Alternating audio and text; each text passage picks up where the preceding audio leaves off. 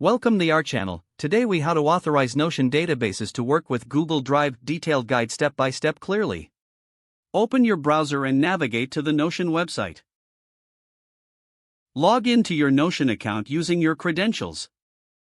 Once logged in, locate the database you wish to authorize with Google Drive.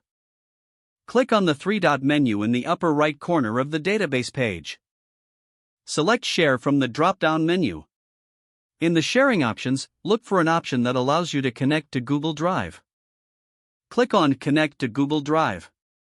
A new window will pop up, prompting you to log in to your Google account. Enter your Google account credentials and click Next. Once logged in, you may be asked to allow Notion to access your Google Drive. Review the permissions and click Allow to proceed. After you've authorized the connection, return to your Notion database. You should now see a confirmation message indicating that the connection was successful.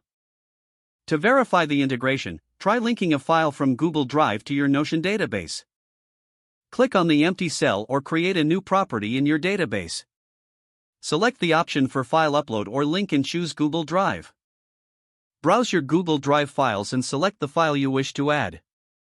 Once selected, the file will be linked to your Notion database. You can now seamlessly use and manage your Google Drive files within Notion. To manage permissions further, revisit the sharing settings in your Notion database.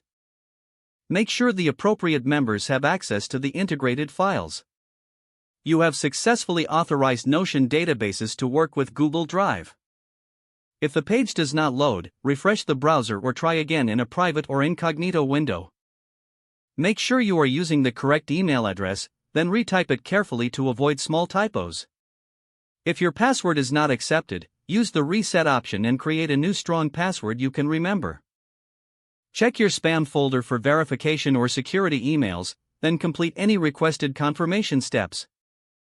Enable two-factor authentication if available to improve account security and reduce unauthorized access risk. After signing in, review your profile details so your contact information and settings are accurate and current. If you see an error message, note it down and try again after restarting your device and internet connection. Log out when you finish, especially on shared devices, to keep your account and payment information secure. Don't forget to like this video and subscribe to our channel for more step-by-step tech guides.